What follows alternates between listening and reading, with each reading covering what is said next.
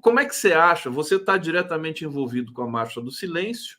Eu não sei se tem outro evento em São Paulo, tem um no Rio, que eu sei, vai acontecer, descomemorando a data do golpe de 64. O que está vindo aí para o golpe de 64, para essa memória? Será que o Brasil vai demonstrar que refuta, rejeita esse momento tenebroso da nossa história, nesses 60 anos do golpe?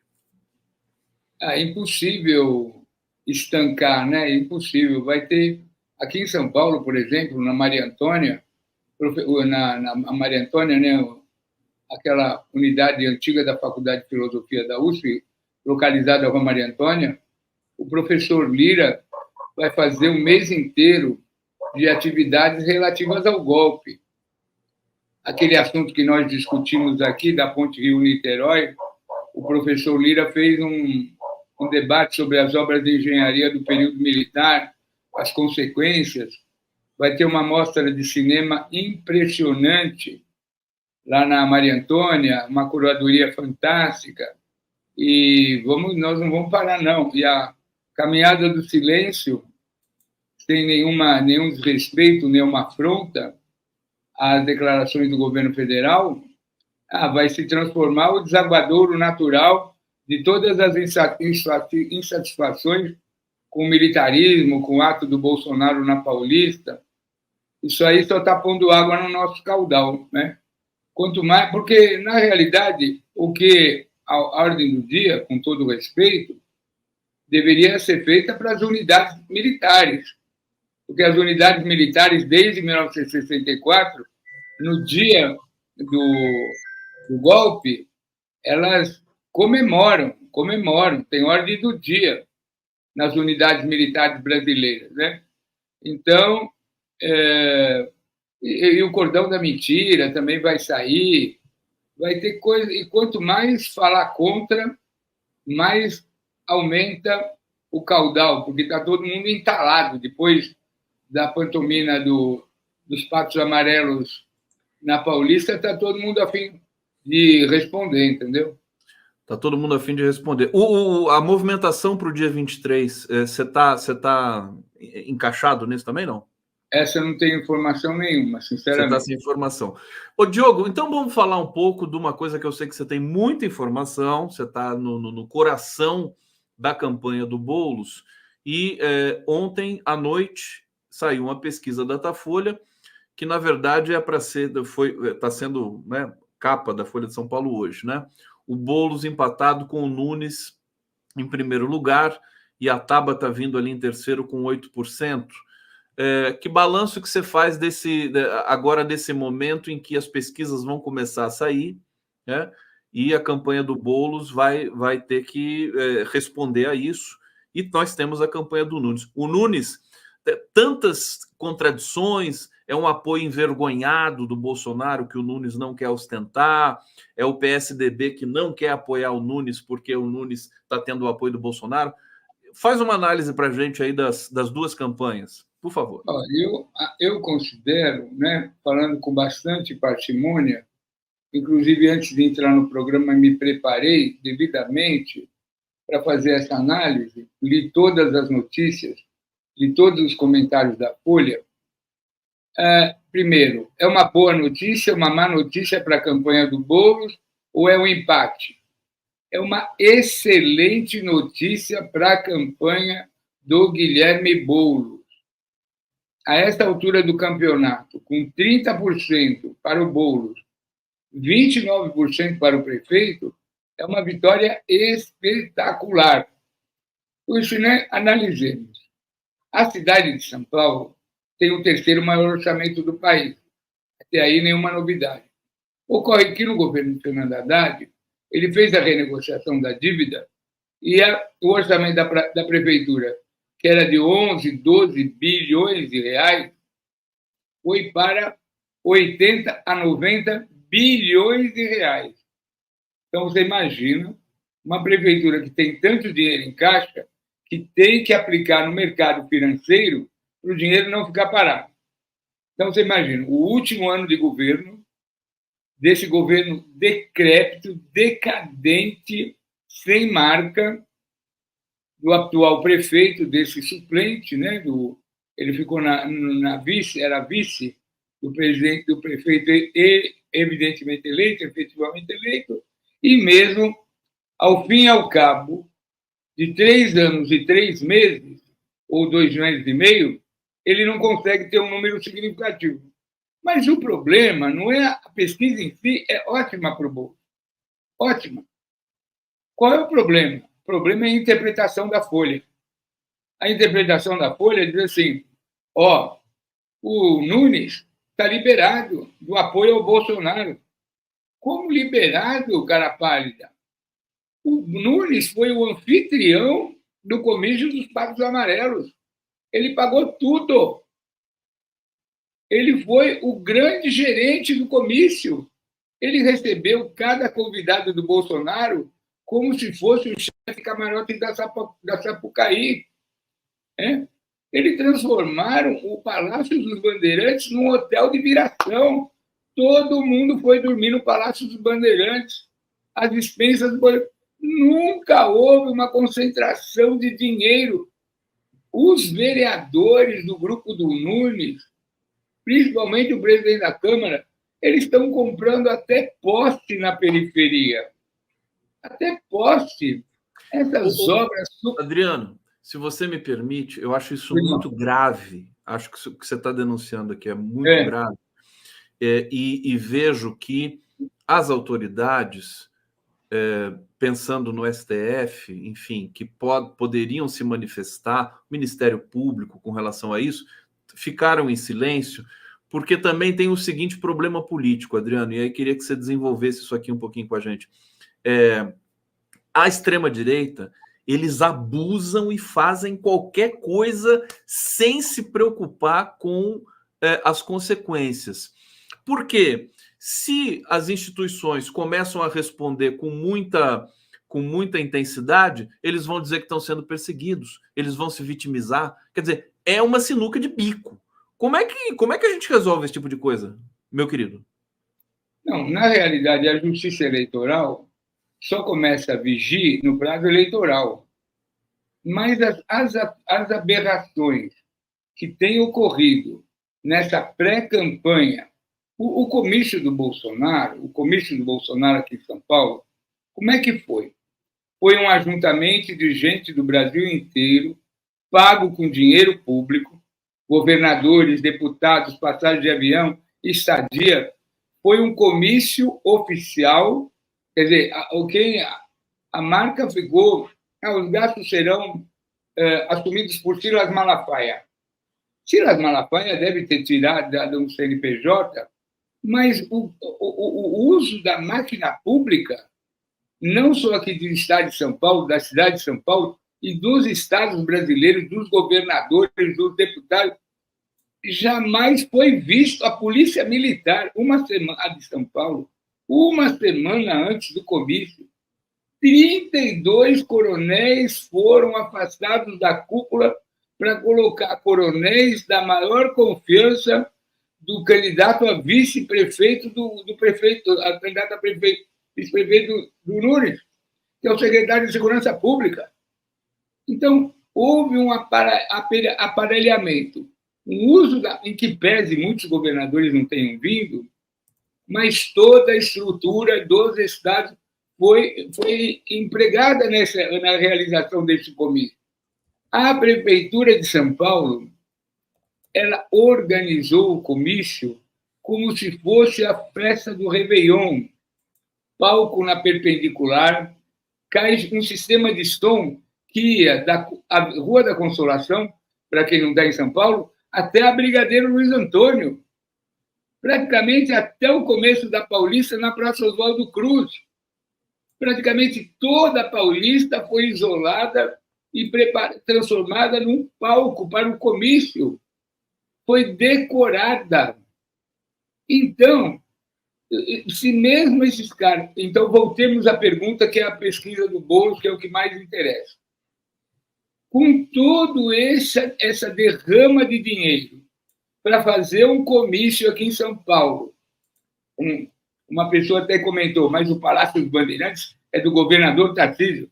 Não tem coisa mais imbricada do que a campanha de Nunes e o governo do Estado. É uma coisa só. É um bloco rochoso.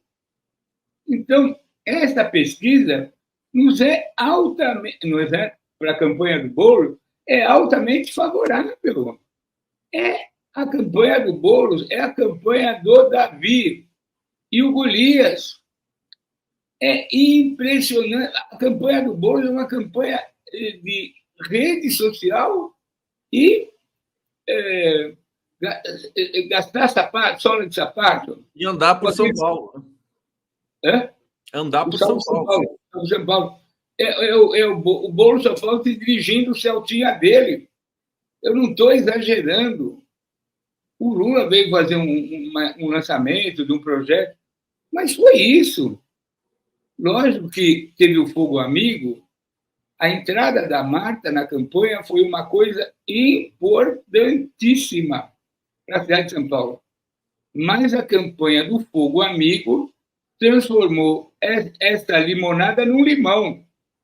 Você pode observar, eu li a pesquisa inteirinha, tem um grande número de pessoas que votam no PT que não quer votar na coisa do Boulos, em função dessa campanha, de dizer que a Marta é a traidora, não sei o quê,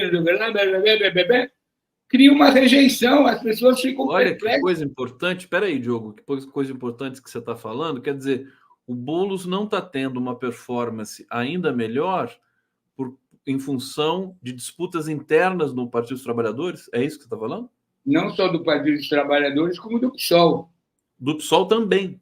Também, porque praticamente o Boulos está fazendo a campanha essa semana, é que está sendo anunciado que alguns deputados federais do PSOL, com base na capital, vão fazer plenárias com o Boulos.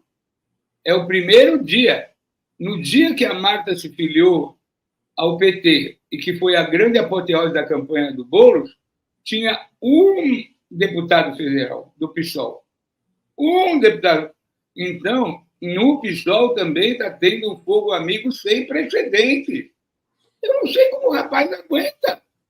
Como é que a gente vai fazer? O pessoal está dizendo aqui também, a militância que está aqui no bate-papo, meu querido Adriano, está dizendo também, o PSOL em 2013 pediu impeachment da Dilma, o Boulos estava na rua para pedir impeachment da Dilma. Tem tudo isso. Agora, se a gente for pegar item por item do que aconteceu nesse passado tenebroso, recente do Brasil, não vai sobrar ninguém, né? Não sobra ninguém. Tem para compor o governo Lula, né?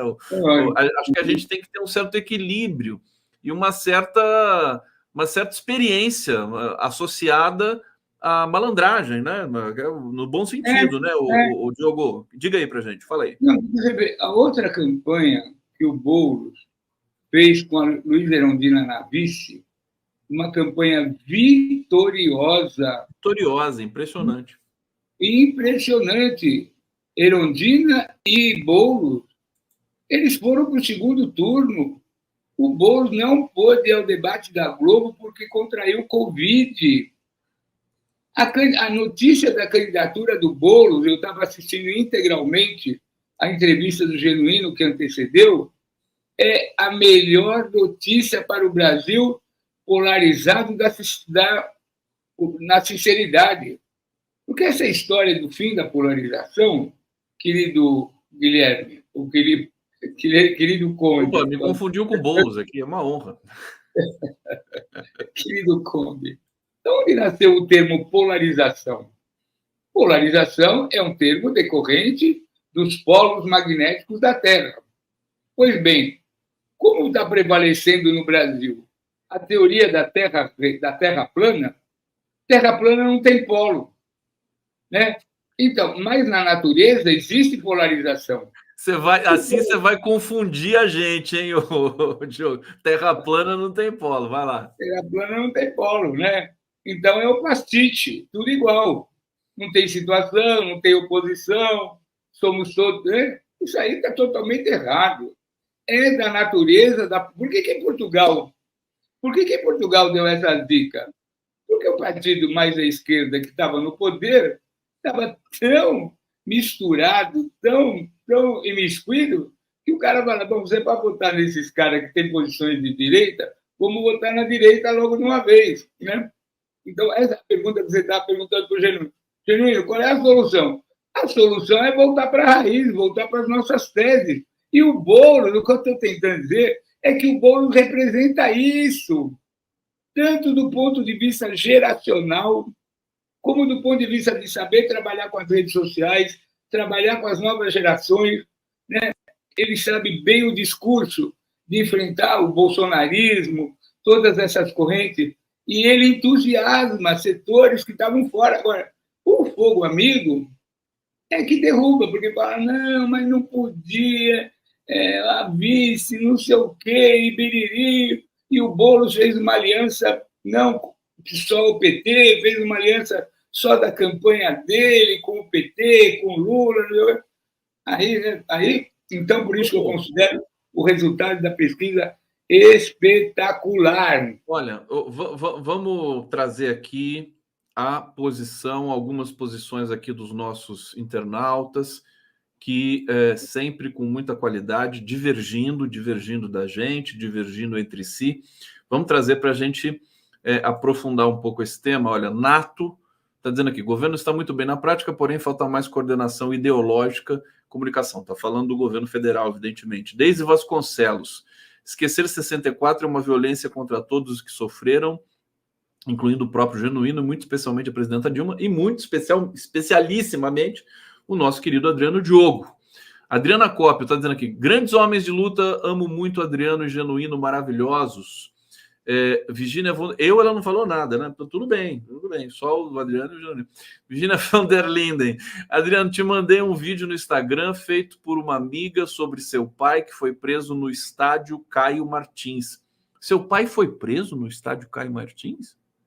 Deixa eu ver o vídeo dela e eu te respondo. Que história é essa, meu Deus? Denise Lial, pesquisa mostra o tamanho do potencial do Boulos. Marta Traíra não agregou nada, pelo contrário, tira votos. Tá aqui, o Diogo vai comentar. Tecelão de sonhos. Boulos estava no impeachment da Dilma, Marta nem se fala. PT só fez bobagem ao firmar acordo com o PSOL para abrir mão de lançar candidato a prefeito. Carlos Filho Silva. Não gosto da esquerda limpinha e cheirosa representada pelo PSOL, porém, temos de reconhecer a representação deles no campo progressista. Tem essa ferida, né, Diogo? As pessoas se ressentem e elas não estão erradas, né? O que dizer? Dizer que isso é a democracia, né? Democracia. Isso é a democracia. Essa é a essência do nosso processo civilizatório. O Frei Leonardo Boff disse o seguinte, que os seres humanos sobreviveram à luta das espécies porque eles conversavam entre eles, divergiam, comiam juntos, bebiam juntos e celebravam. Por isso que os seres humanos sobreviveram e foram a espécie que prevaleceu. Essa é a nossa... Agora, o Boulos, a campanha do Boulos, não o Boulos, né? Representa tudo isso. Olha, eu vou colocar... Você sabe que eu sou uma pessoa da antiga geração. A vitória da Luísa Erundina, em 1988, contra todas as forças políticas da direita, da extrema-direita, foi a coisa mais espetacular que aconteceu no fim da ditadura, porque a ditadura oficialmente acabou em 1985, mas Erundina foi só eleita em 88. Mas foi um marco fundamental para o fim da ditadura e para o Brasil retomar a eleição direta para a presidência da República e chamar uma nova constituinte. Foram as eleições municipais. Lógico que o fato da Erundina derrotar toda a direita aqui em São Paulo, ela puxou toda a oposição em todas as capitais brasileiras. Desde Manaus, que Arthur Virgílio ganhou, até Olívio Dutra, no Rio Grande do Sul, foi um movimento libertário. E o Boulos, o Guilherme Boulos, a campanha do Guilherme Boulos, vai representar esse enfrentamento frontal ao bolsonarismo, às forças de direita, e depois das eleições municipais, principalmente nas capitais, o quadro político brasileiro vai ser completamente diferente, principalmente se a gente ganhar São Paulo. E o Lula sabe disso. O Lula sabe disso. Por isso que ele está tecendo... Desculpa, a vitória do Boulos seria um divisor de águas, né? Total. Total. É o fim do bolsonarismo, é o enterro. Não que eles não vão sobreviver e tal, mas o Boulos ganhar a eleição em São Paulo e ele tem chance até de ganhar no primeiro turno. Ele tem chance até de ganhar no primeiro turno, porque a campanha dele entusiasma. Você vai comparar a estrutura financeira da cidade de São Paulo, um orçamento fantástico, sendo aplicado em obras emergenciais, todas para beneficiar os vereadores, os políticos, e a campanha do Nunes, com a campanha do Boulos. Adriano, isso mostra que não vai ser fácil, né? Isso Lógico. mostra que vai ser que o bicho é feio, que o bicho é muito feio. Deixa eu... peraí, que eu tô com só deixa eu fazer um comentário. Só para você ter uma ideia, o bicho é tão feio, querido Conde, que quarta-feira, aqui na Câmara Municipal de São Paulo, pode ser votada uma CPI para investigar a vida e a obra de Padre Júlio Lancelotti. Tanto é que as forças democráticas de São Paulo estão chamando para hoje à noite, na Câmara Municipal, no Salão Prestes Maia, no primeiro andar, uma reunião para discutir qual é o processo que está sendo montado dentro da Câmara Municipal, capitaneado pelo presidente da Câmara Municipal, o principal apoiador de Ricardo Nunes. Então, se essa CPI não é para investigar, que não tem nada para investigar da vida do Padre Júlio, para destruir o Padre Júlio Lancelotti, para achincalhar, para destruir um santo, uma trajetória de um santo homem que é Padre Júlio Lancelotti, se essa CPI for instalada, a candidatura de Ricardo Nunes corre um risco enorme, enorme, enorme de ser o prenúncio de um obscurantismo sem precedentes na vida de São Paulo. Né? É como se fosse um tribunal de inquisição, um tribunal de exceção, como se fosse um tribunal de bruxas para incinerar inimigos do regime, como se fazia no tempo do Galileu Galilei. Entendeu? Então, está sendo montada na Câmara Municipal de São Paulo um tribunal de exceção comandada pelo seu presidente, que é o principal apoiador de Ricardo Nunes. É o chefe do grupo político da mesma região da Zona Sul da cidade de São Paulo. Fala o nome dele. Milton Leite. Milton Leite. Milton Leite. Ele que está preparando tudo isso. Milton Leite. É amanhã que vão fazer essa votação sobre o Padre Júlio? Quarta-feira. Quarta-feira. E como é que está a reação a tudo isso, Diogo? Vai ter uma manifestação? Bom, como é que vai ser? A reunião que previu, né, que organizou essa... Foi uma reunião feita às portas fechadas. A presidente da Câmara fez uma reunião do Colégio de Líderes, no 8º andar, no Salão da Presidência, sem que os advogados do Padre Júlio pudessem acessar a reunião. Uma reunião cujo relator, cujo proponente é nada mais, nada menos que o vereador Robinho Nunes, que é aquele advogado do Mamãe Falei. Então, a Câmara Municipal de São Paulo se transformou num braço do MBL. O MBL que está dando a linha política para a Câmara Municipal de São Paulo. Não, sem contar que o Padre Kelmo e o Kim Kataguiri vão funcionar nessa campanha como braços do Ricardo Nunes, né? Acho que não dá para ter dúvida disso. Agora, o Diogo, deixa eu te perguntar uma coisa. Aqui os internautas chamaram atenção para uma coisa que eu quero que você fale. Depois que a Marta se conectou ao Boulos, né, se refiliou ao PT, de fato eu não vi uma mudança de intenção de voto no Boulos. Parece que ele teve sempre ali 30, 29, 30. O pessoal está contestando aqui se a Marta está levando mesmo, né, votos para o Guilherme Boulos. O que você pode dizer para a gente sobre Não, isso? não há dúvida. A alegria, a felicidade das pessoas de gerações anteriores, né? Porque a Marta foi prefeita em São Paulo em 2000 e 2004. Lá se vão 20 anos. Mas a memória afetiva e política do governo da Marta está presente em todas as camadas sociais. A Marta foi responsável por não havia corredores de ônibus na cidade de São Paulo, nem integração do sistema tarifário. Repetindo, não havia corredores de ônibus. Depois da implantação dos corredores de ônibus, a vida do trabalhador, o trabalhador diminuiu 4 horas de andar dentro de uma condução, de um transporte. Regiões longínquas, como Parelheiros, tiveram corredores de ônibus exclusivos e o bilhete único integrado aos outros modais, metrô, trem. Foi a maior revolução da mobilidade urbana que houve, foi no governo da Marta. Os céus, que nem o Brizola conseguiu implantar no Rio de Janeiro o projeto do Assis Ribeiro, a Marta transformou a quebrada com aqueles céus, aqueles teatros maravilhosos, aquelas coisas suntuosas. O governo teve, e lógico, nos 450 anos de São Paulo, eu fui o secretário do Meio Ambiente da Marta. A Marta trouxe o Niemeyer para São Paulo para construir o último prédio, o Teatro de Música do Parque de Ibirapuera. Um teatro Niemeyer, um teatro maravilhoso, acústico, fantástico. Um teatro de dança e música dentro do Parque de Ibirapuera. A Marta levou a população afrodescendente para dentro do parque, transformando um prédio no Museu Afro-Brasil. Então, foi uma administração...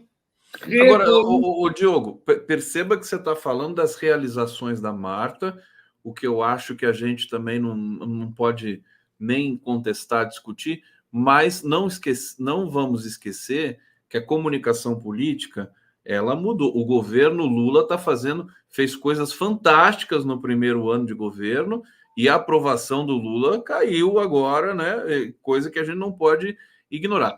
Mas, enfim, são os ossos do ofício, né? O Diogo, não tem jeito, tem que ver também na prática, quando começar a campanha para valer, né? Como é que essas forças vão se acomodar ali na cena. Eu queria que você falasse, Diogo, eu quero te perguntar da Petrobras, porque você, como geólogo e como também especialista no tema, eu quero que você fale dos dados aí que foram apresentados da Petrobras e das questões políticas em torno. Mas antes, Tabata Amaral, ela tem 8% de intenção de voto. Qual que é o papel da Tabata, né, nessa eleição? Como é que a campanha do Boulos está vendo a Tabata? Você que está ali presente, muito próximo do Boulos. Conta para a gente um pouquinho sobre isso. A Tabata é uma das maiores revelações políticas da política brasileira. Conheço a Tabata antes da campanha dela de deputado federal. Uma menina inteligente, culta, veio de família pobre, da periferia da Zona Sul, é um quadro político espetacular. Precisa conversar com a Tabata. Ou deixar ela fazer a campanha dela para uma possível aliança, né, do segundo turno. Não, nenhuma cooptação, mas tem que abrir um diálogo. Não adianta a gente querer escavar um buraco entre a campanha do Boulos e a Tabata, que é um absurdo.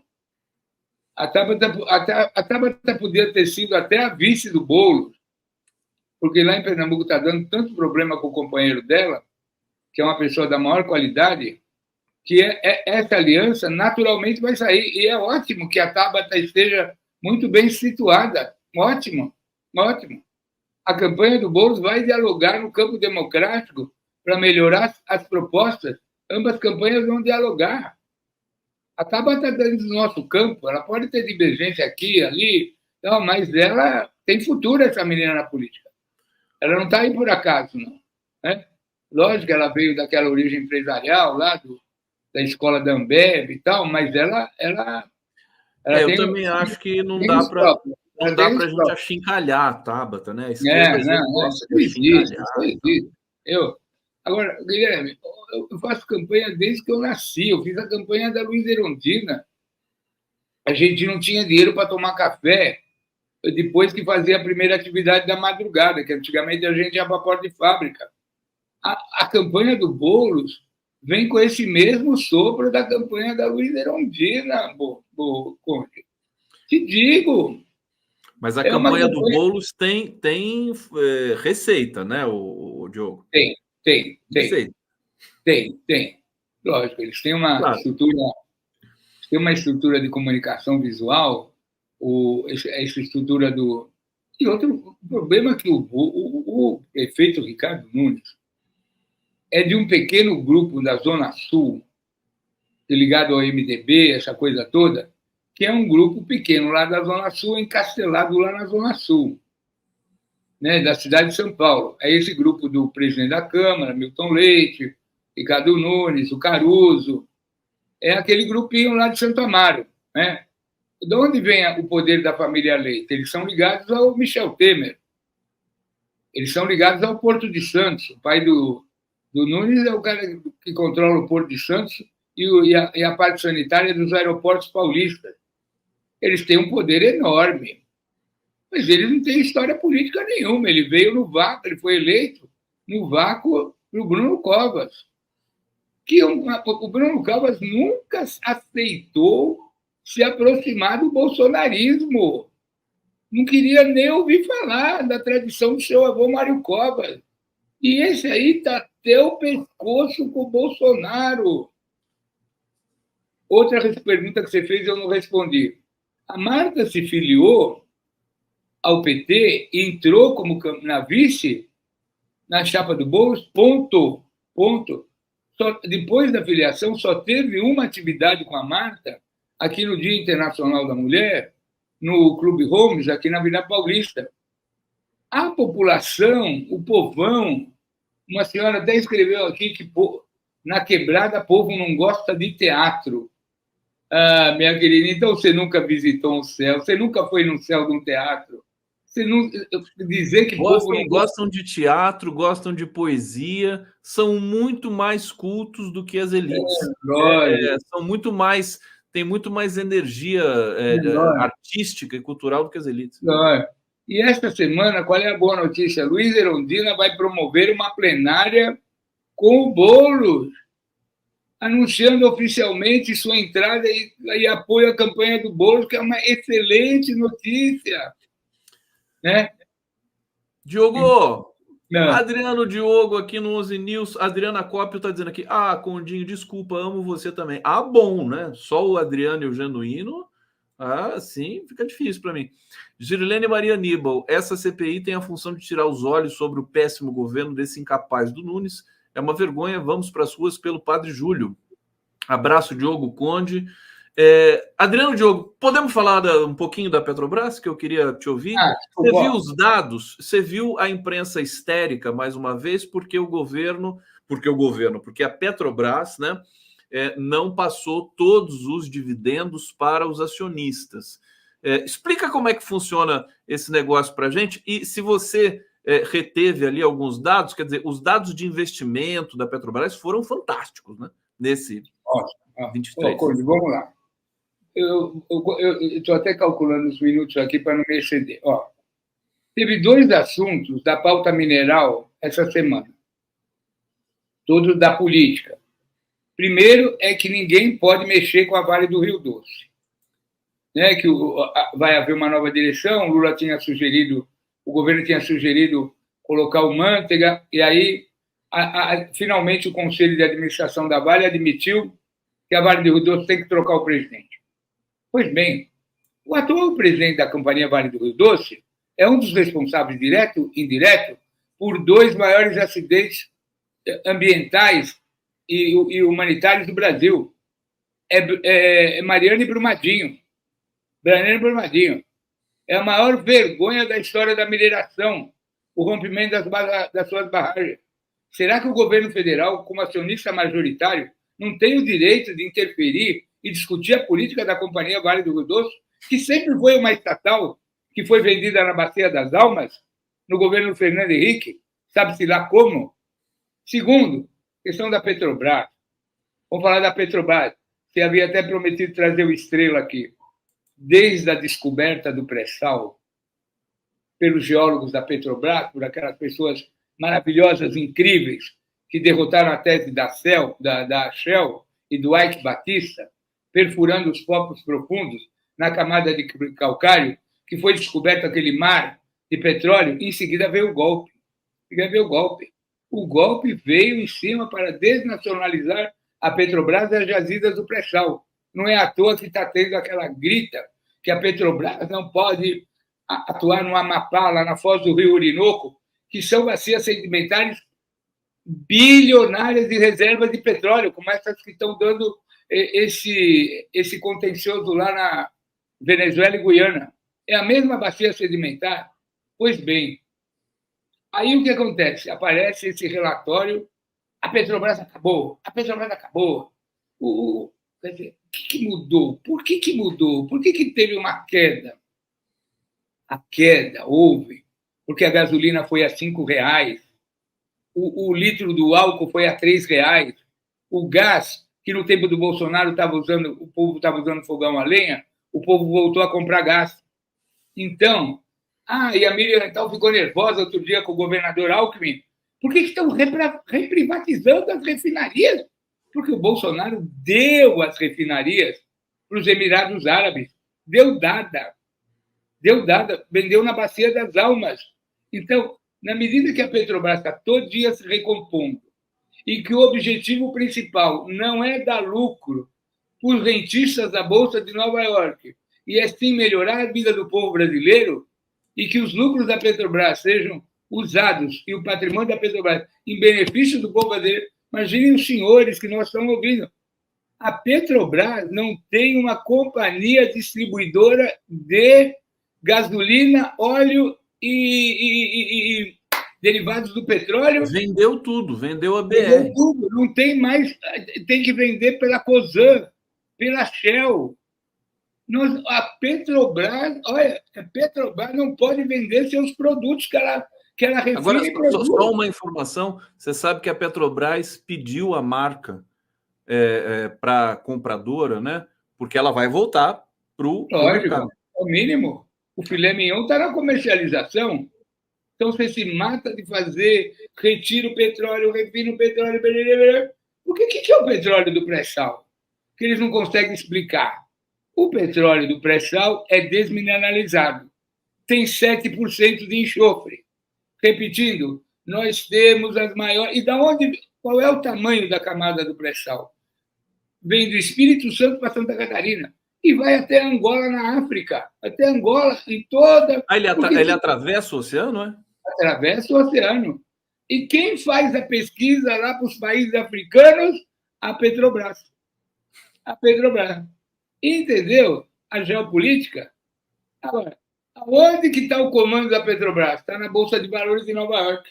Não, mas agora o seguinte, inclusive hoje saiu até uma nota aqui, eu posso até recuperar aqui, que é o seguinte, que o Lula teve participação nessa questão dos dividendos, né? Deixa eu ver se está aqui. Olha só, é aquela colunista fofoqueira da Malu Gaspar, no Globo, ela está dizendo: Lula arbitrou disputa na Petrobras e decidiu que a empresa não pagaria dividendo extra. Eles estão tentando desestabilizar agora a Petrobras, né? A mídia convencional, que representa as elites e os interesses dos acionistas, quando deveria representar os interesses do Brasil, né? Do povo brasileiro.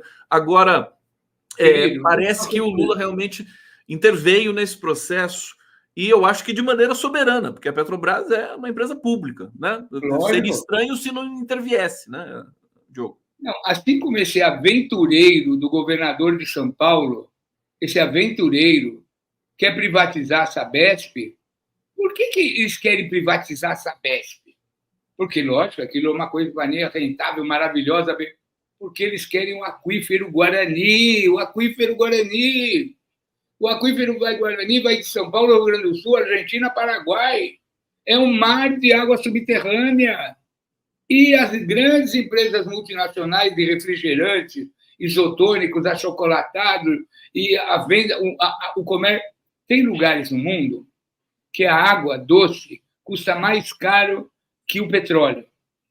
Nesses países árabes, em países assim que muito salinizados, que tem que tirar o sal da água para poder beber.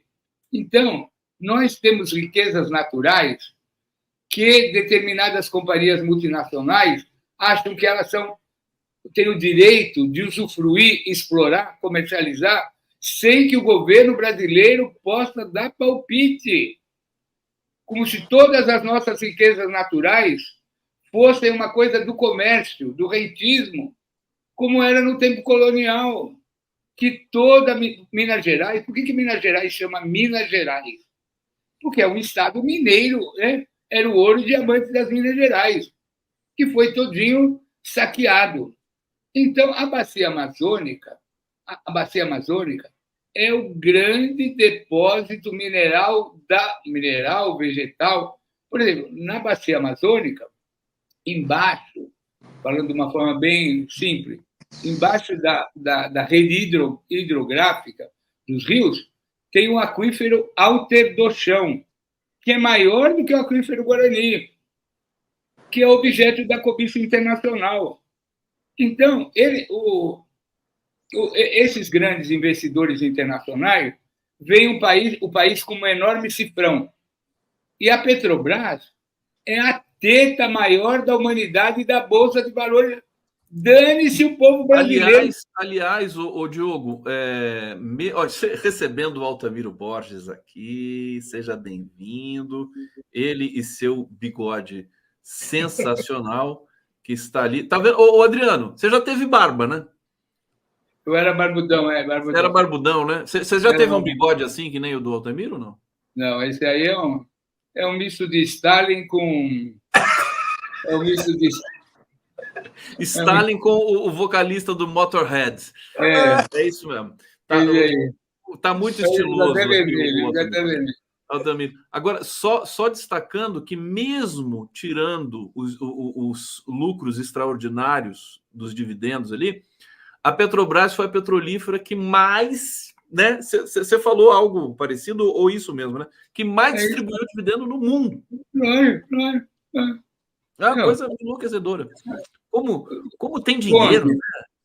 Meu Deus. O Miro me mandou uma matéria sobre o Moro hoje. A Lava Jato só teve uma função. Desnacionalizar a Petrobras e entregar a Petrobras para os americanos. Foi uma operação internacional e ele foi o principal agente. E para que isso houvesse, tinha que caçar Dilma. Tinha que prender o Lula. Desculpa, não ouvi o seu comentário. Não, e tinha que prender o Lula. Tem que prender o Lula.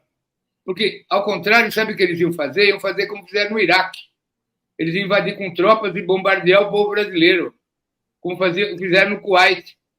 Entendeu? É assim que eles agem. Agora, aqui sem dar um tiro, com uma operação internacional desse grupo de Curitiba, eles saquearam a Petrobras, né? Ainda bem que o Lula voltou e recuperou, porque mais um pouco não dava para recuperar. Adriano Diogo, aqui no 11 News. Obrigado, querido Adriano Diogo. A gente vai seguir aqui com o Altamiro Borges. Altamiro, você quer dar um abraço aqui ao vivo do Diogo? Aí, abraçou, pronto. Todo mundo se abraçando aqui e vamos seguir aqui no bloco final. Valeu, Diogo. Vamos nos falando. Abração, mestre.